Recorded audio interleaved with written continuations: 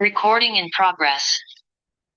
What's good, y'all? It's your boy Kctooreal, man. I'm back here with another one. Talkin Stock Tuesdays, man. And of course, like always, we got a lot to talk about tonight. But before we get into any topics, please hit that like button, hit that subscribe button, hit the bell so you can get notified whenever I drop another video. And also check below in the description for the Discord to my stock club. Man, you get so much free information, connections, and things of that nature when you join the stock club, man. It's way more than you get just listening to me talk once a week.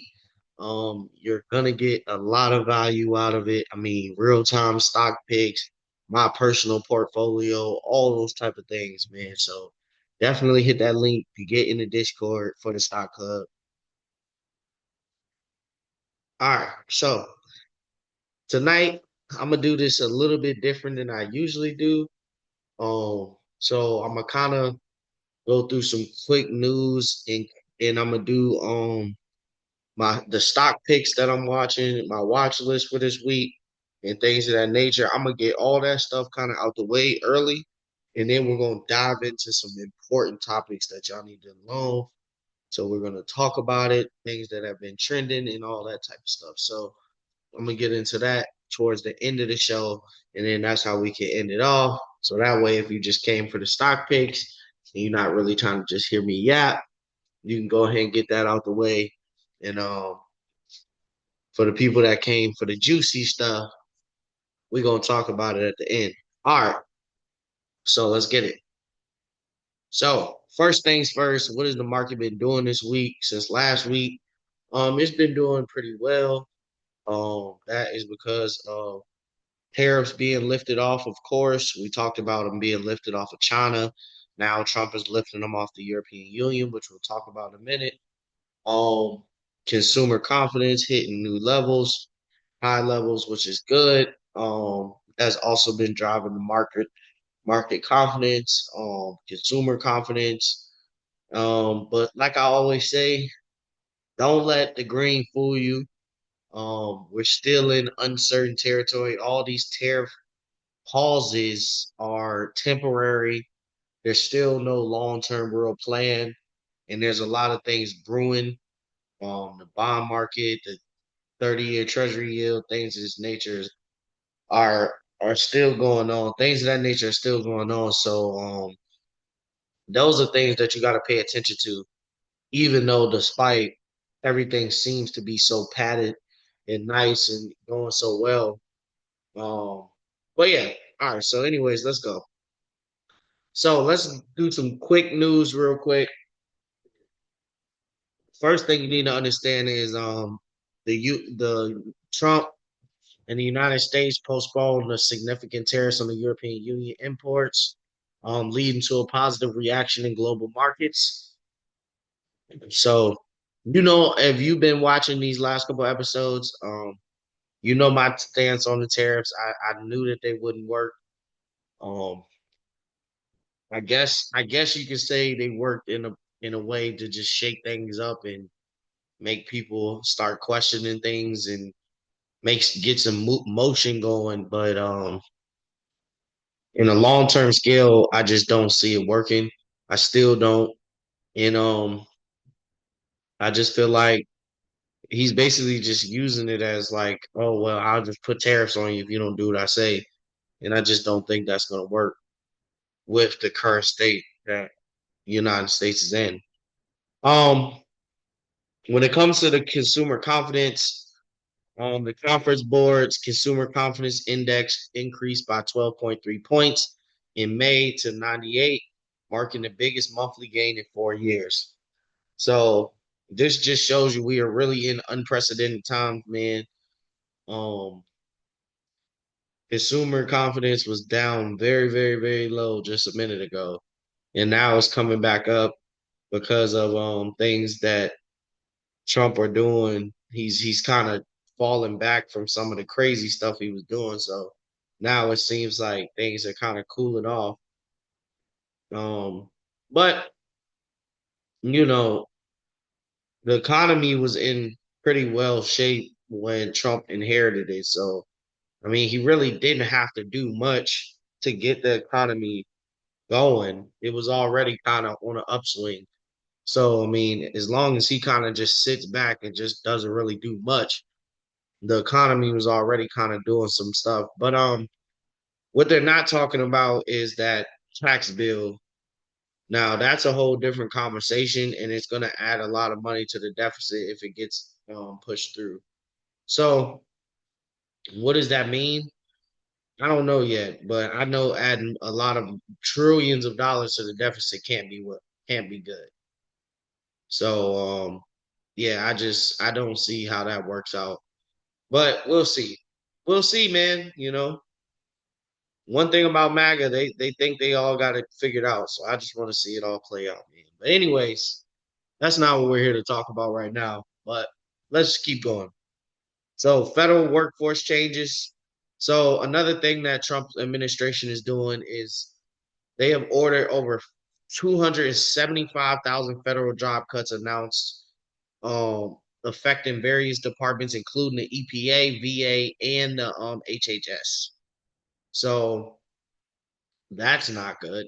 I mean, they're talking about 275,000 federal job cuts, and some from the VA in the Environmental Protection Agency. I mean, those are pretty important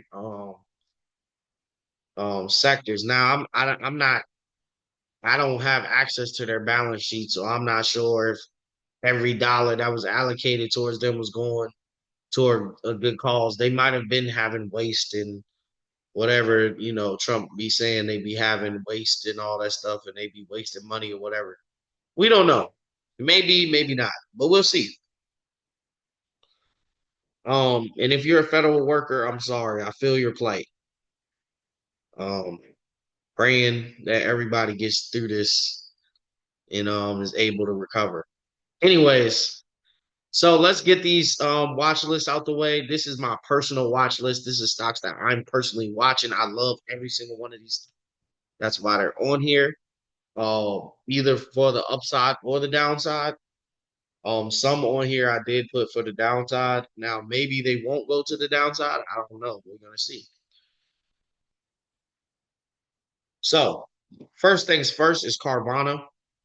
Definitely a leader in the car sales industry, car making industry. Um, they're very, very efficient. I mean, I have one in my hometown of Richmond, Virginia, and it is very, very efficient. A lot of people I know have went there. They said they loved it. It was so cool to see the car elevator and all of those type of things. So yeah, it makes a lot of sense. I like Carvana though. It's definitely been going crazy. Upward trajectory with a 26% increase over the past month, driven by strong demand in the used car market. So they've been going absolutely insane for the last month. The next one I like is General Electric. General Electric, remember that we talked about that they were part of that deal that Trump signed with the Saudis. So they're directly benefiting off that and just from defense contracts and things of that nature as well. They're definitely going to be seeing significant gains with military spending. So that's another one that I really, really like.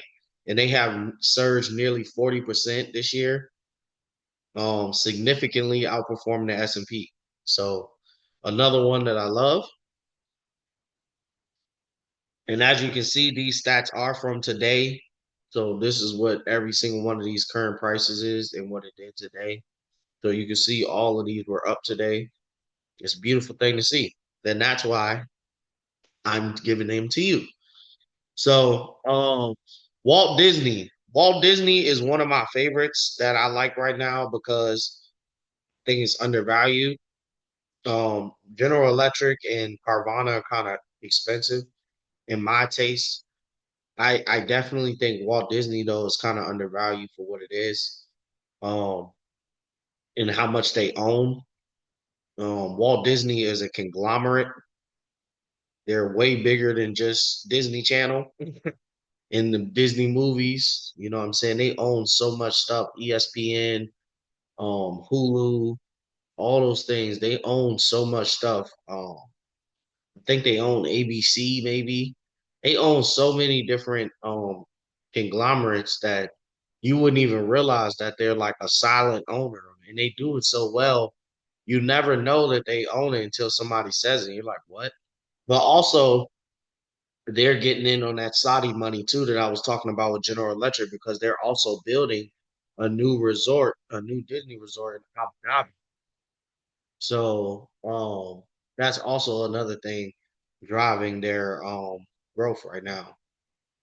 So Disney's latest release, Lilo and Stitch, achieved box office highs over Memorial Day weekend, bolstering investor sentiment, which is another driver of Walt Disney. I love Walt Disney. I really think it's undervalued.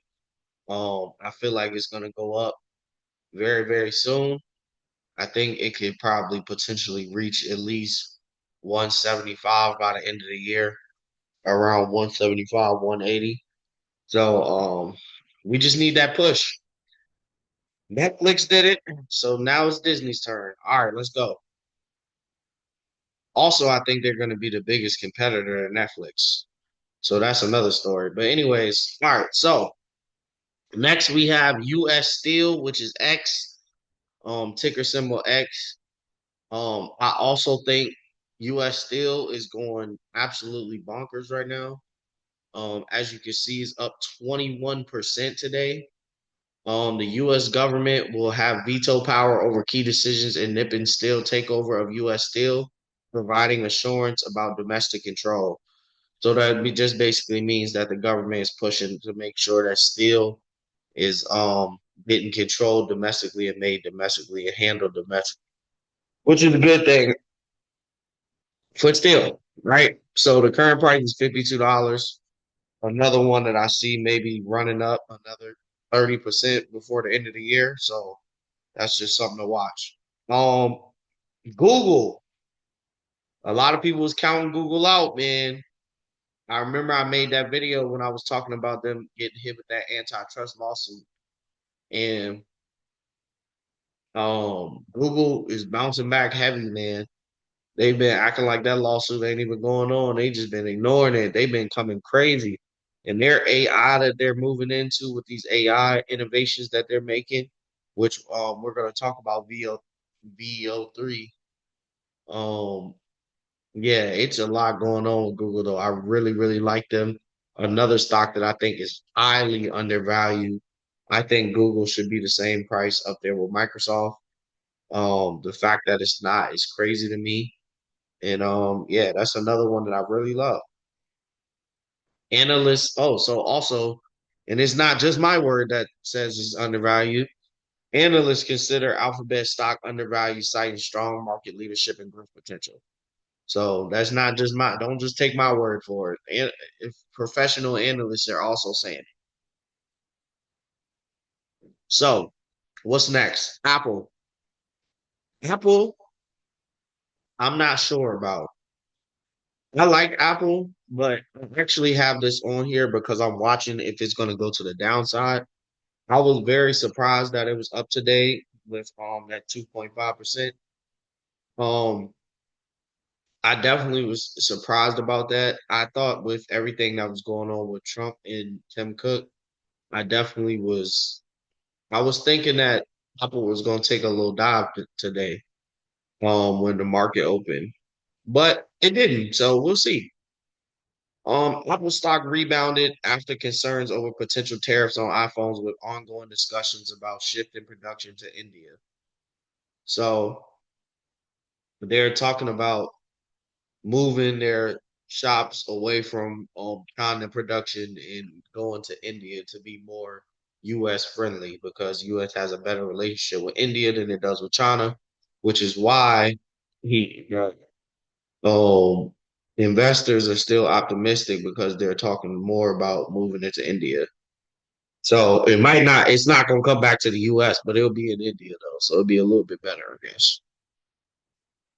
Anyways, so what tech sectors have the spotlight right now? Technology, lead market gains with advancement in AI, cloud computing, notably from companies like Alphabet and Nvidia.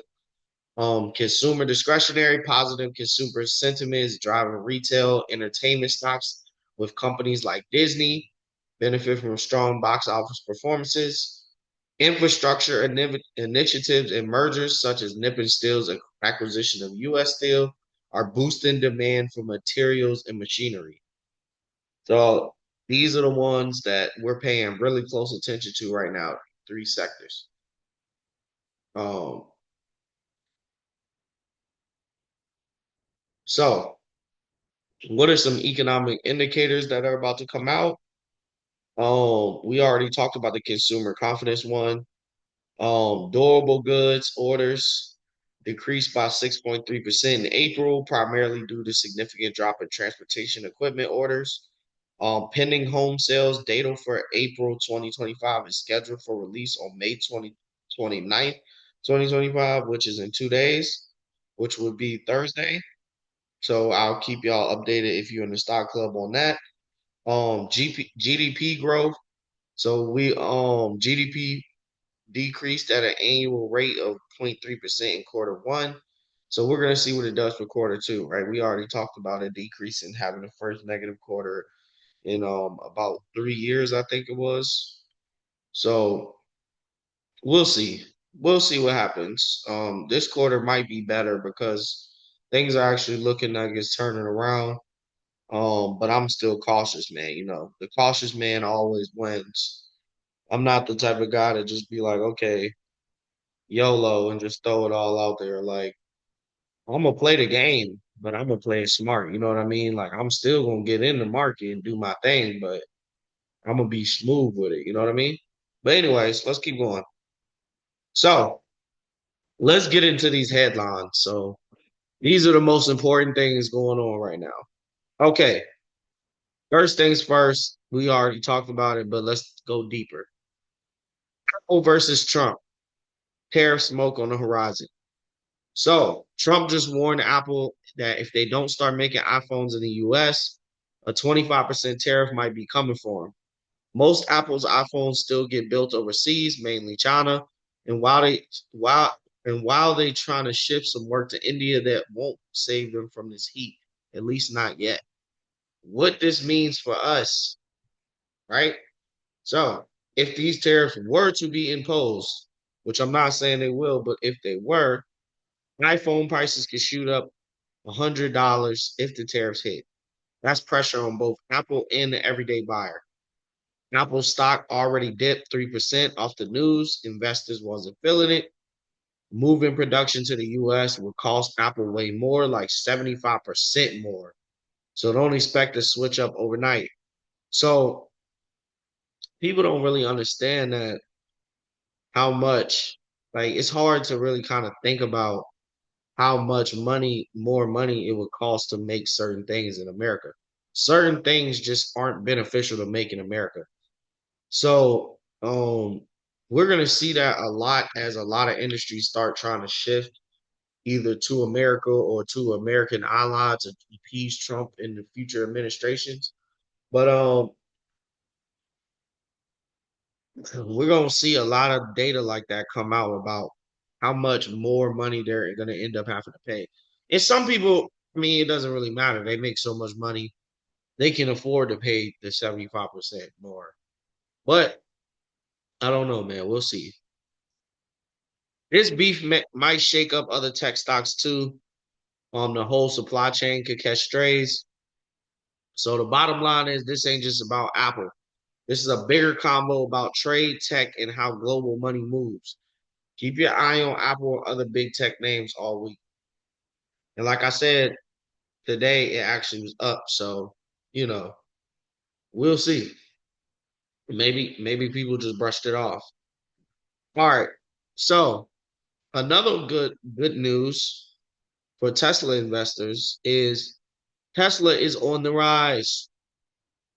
Tesla has been on a whirlwind pretty much over this past month from April to now. And I mean, I saw it hit probably like it might have hit a new 52-week low the other day, and now it's up like almost $100, I think, or like at least $75. So, and what is driving this from going on, right? So let's talk about it. Tesla been creeping up, back up with solid momentum, up nearly 15% over the past month as Wall Street starts warming back up to the EV giant. What's behind the bounce? A combo of renewed demand confidence in charging network deals and rumors of Elon chilling out a bit. So the main one that I like to talk about is the third one. And if you've been watching Talkin Stock Tuesdays for a while, you know how I feel about Tesla and Elon. I personally don't buy Tesla. I buy ETFs that have Tesla in it, but I don't buy Tesla as an individual stock, and I'm gonna tell you why. The reason that I don't buy Tesla as an individual stock is because it is directly tied to Elon's actions. And I don't trust Elon's actions to keep my money safe. Period, point blank. He's a great man. He's a great um businessman, an inventor, and he's a genius and all that stuff. But when it comes to just socially and being like social and things of that nature, he's very, very controversial. And controversial doesn't go well when you're trying to do business, especially in today's age. So I just feel like he's the type of person, he has a cult following, and a lot of his investors are cult followers. And I'm not talking bad about his investors, because I mean I know a lot of people that invest in Tesla that just like Teslas, or they just believe in the technology. But there's some people out there that buy Tesla strictly because they just love Elon so much. And when you have those type of things, it's like they're gonna buy or sell based off how they feel about Elon at the moment, not about the company. Even though Elon does a lot of things that also do sacrifice him and his company, like going off to do politics when you have nothing to do with politics. Like, bro, what are you doing? But that's why the stock has been going back up, is because people have been like, okay, he announced that he was gonna step back from his role at those. He started saying he was gonna go back to work. He's trying to get back into the mode. And that's what he's talking about. So right here is a tweet that Elon put out, and it says, "Back to spending 24/7 at work and sleeping in conference slash server slash factory rooms. I must be super focused on X slash XAI and Tesla plus Starship launch next week as we have critical technologies rolling out. As evidenced by the X uptime issues this week, major operational improvements need to be made. The failover redundancy should have worked, but did not." So people like Tesla investors and people that just like Elon, they are so excited to hear him say just like, yo, I'm back on the grind, I'm back in the lab. Like that's basically him saying, like, yo, I'm back focused. My bad, y'all. I was bugging. I'm back getting it in though. Like, you know what I'm saying? So I feel like that's what he's about to do. And we've seen it every time Elon Musk really lock in, he can do some amazing things. So we'll see what comes of it. But heavy bullish energy on Tesla right now. But why does it matter? Tesla's fundamentals starting to look stronger with improving margins and stabilizing delivery numbers. Elon been more focused and less chaotic lately, spending less time wilding on X and more time talking AI, robots, and long-term growth. Investors are peeping the shift, and that's bringing bullish energy back to the stock. So, what are the key levels to watch? 200 is a psychological resistance. If Tesla breaks it with value, next stop might be 220. Now, Tesla's already been way past that by now.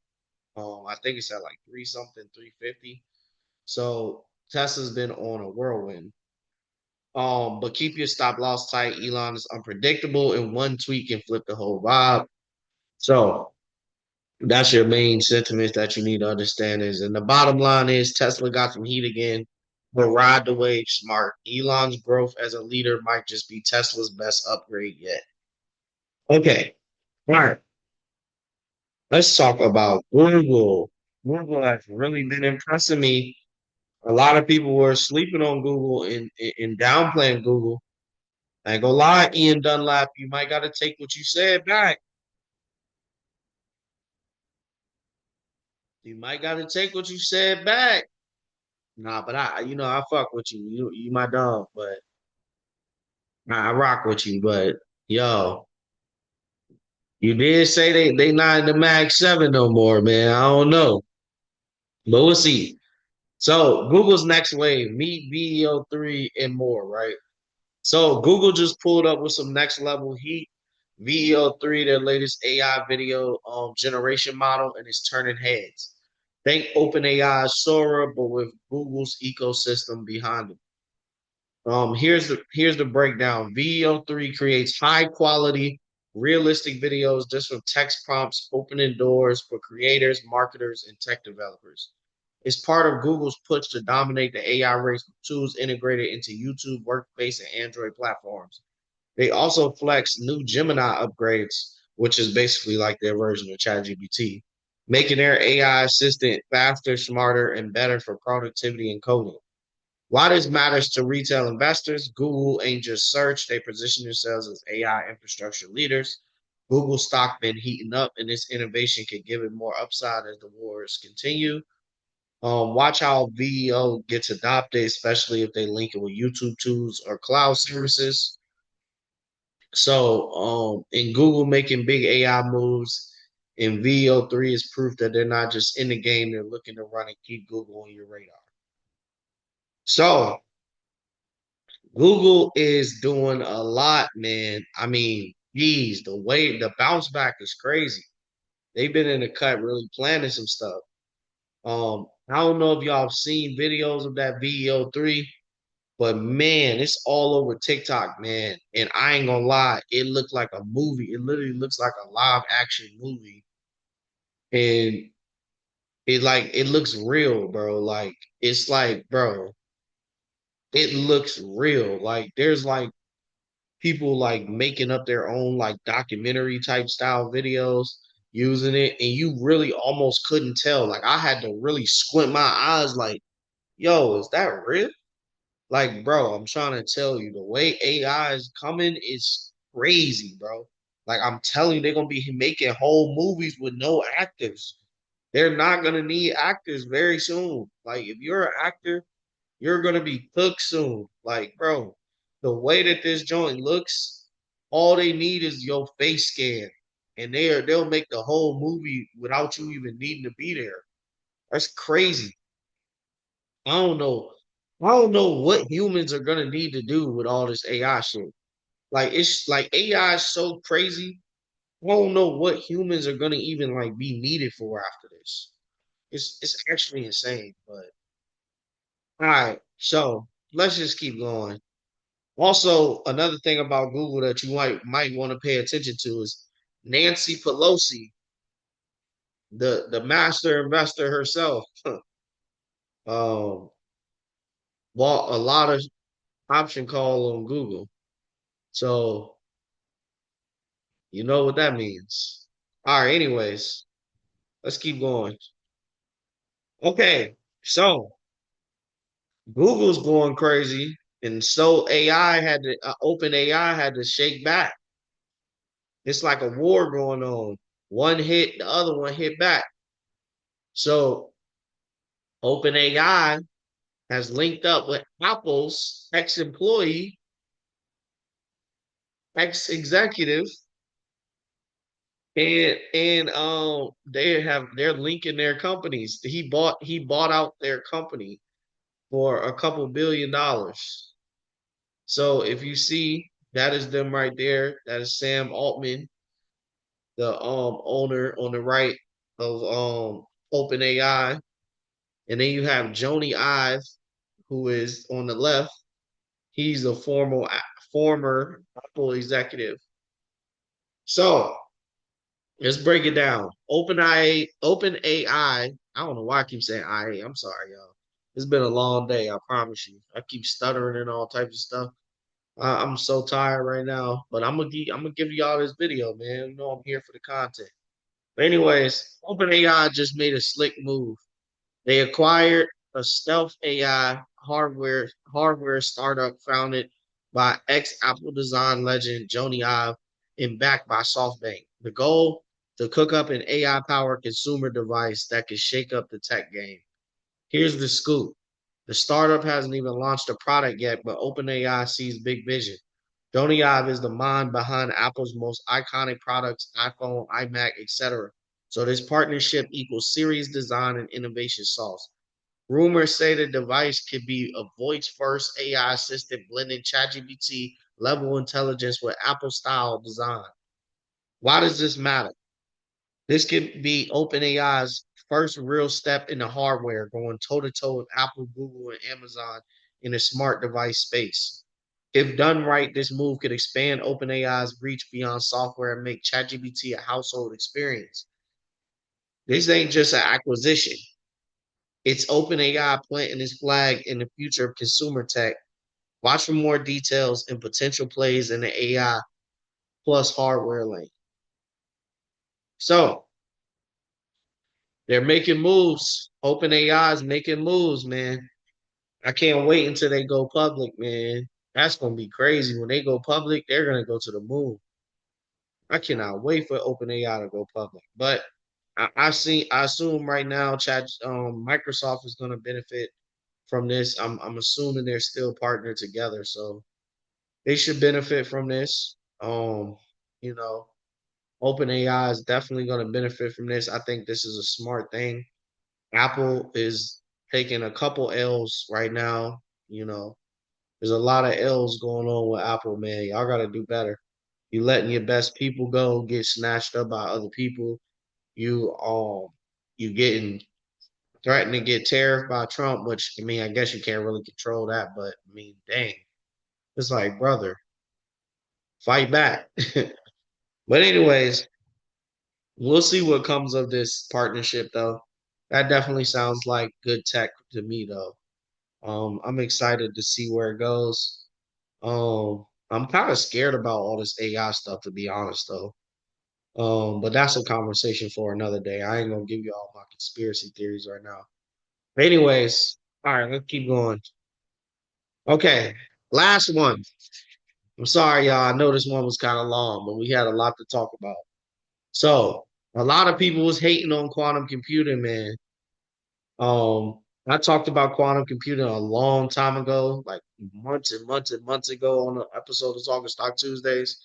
I don't even remember what month it was, but a lot of analysts and a lot of big companies are starting to make that move into quantum computing. It's been quiet, it's been quick. You don't really catch it. People are downplaying it. And one thing that I've learned, and this is just to give y'all kind of like some business knowledge that you might not know. Whenever big companies downplay a new tech that sound like the tech is gonna be revolutionary, but they're like downplaying it, like nah, that's not really gonna be the next big thing. That ain't nothing for real. Low key, those same companies be the ones calling the person on the back end, like, yeah, I just told them that so that they didn't buy it first. You trying to give me a price for it?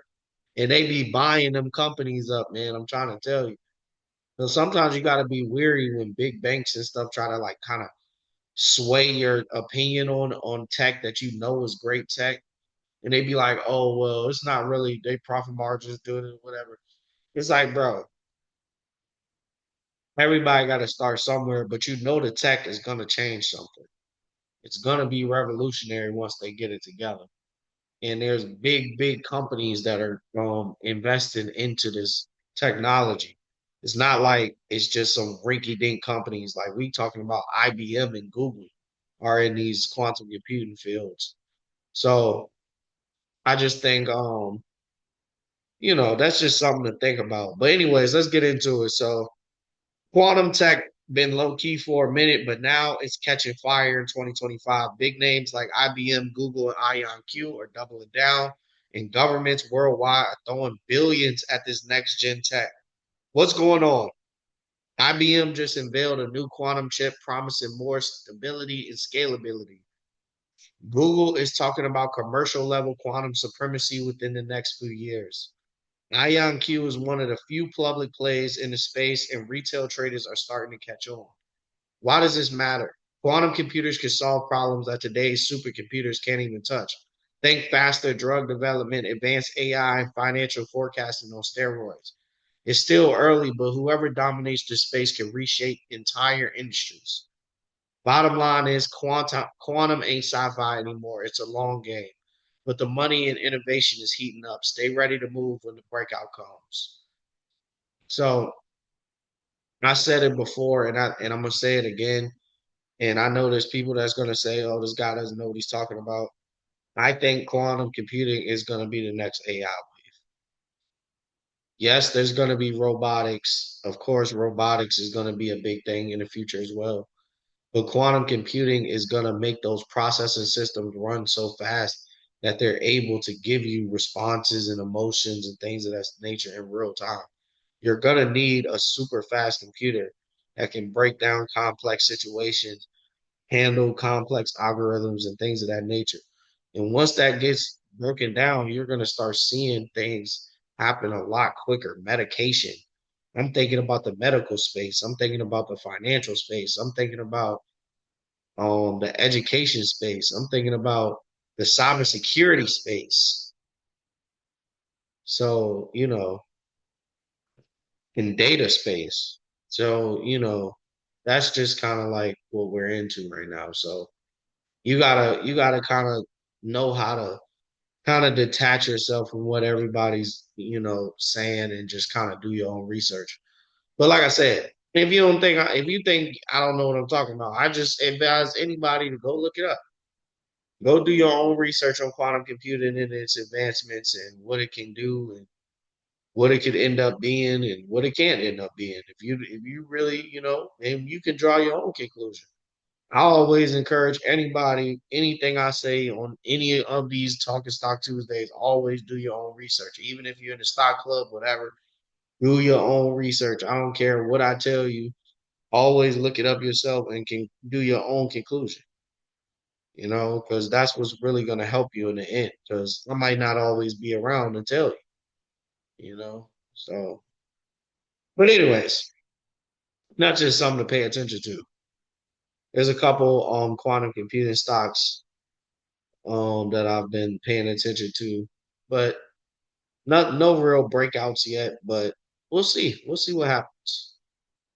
All right, so that's all I really have for y'all. So the final word is markets looking green, but don't get greedy. Watch the bond market and inflation data. Stay consistent, stay curious, and stay dangerous. So that's all I got for y'all. I hope this was helpful. Like always, man, don't forget to like, subscribe, and hit that bell. Don't forget to go in the description and join the Stock Club Discord, man. Other than that, man, I hope everybody has a great week. I hope y'all get some money. Um, if you in the stock club, I'll be sending my portfolio performance out tomorrow. I want y'all to see how things have been going for me. Everything's been going smooth. We've been riding this volatility like a surfboard, boy. I ain't gonna lie to you. Man, this market been going up and down. We've been going right up and down with it. But we've been staying afloat. We ain't been losing a whole bunch of money. We've been steadily gaining this whole time because we've been playing it smart. We played it strategic. Um, and we positioned ourselves to every time the market went back up from its downs with the tariffs on and off and things of that nature, we were right there to catch every time the wave went back up. We were right there to catch it because we played it smart. We're tapped in. We're watching the markets. We know what's going on. We're not just guessing. We're doing real research. We're buying the best companies in the world, and we got a real strategy. And that's all. That's what it's really all about, man. It's not all about just listening to people talk and doing whatever. It's about executing. It's about taking the information and doing something with it. And it's also about having the right information. not just listening to somebody talk that's getting all the answers from ChatGPT. Do you spend time in the market? And there's gonna be people out here that are telling you straight ChatGPT answers. I'm telling you. That's why I give you different stuff because my answers are tested. Because every time I come up with an idea in my mind, I go right to CNBC and they be saying the same thing on there. I cross reference my picks and things of that nature. Some picks I have that are just solely mine that they my sleepers or whatever. But most of the time I'm cross referencing my picks. And when I see somebody that I deem to be more worthy than me, and they're saying the same thing as me, it validates what I'm saying. And then I come tell y'all. So, the proof is in the pudding. I don't want to sound like I'm tooting my own horn too crazy, but um, I want y'all to understand that, man. The proof is really in the pudding. If you're in my stock club, if you go back and watch all of the Talkin Stock Tuesday episodes that I have on YouTube, all these things are happening. I'm calling them. I'm calling them. I'm talking about them. I'm always there when it happens. And if you follow me on Instagram, I be posting it. And I don't post it to brag. I be posting it to make people realize I know what I'm talking about. And I know I know it seems like I'm just some guy that's just on here talking, but I do have a business degree. Like I'm not just out here just rambling. I do have a business administration degree. So yeah. So anyways, appreciate y'all for tuning in, man. Make sure y'all hit that like, subscribe, man. And I will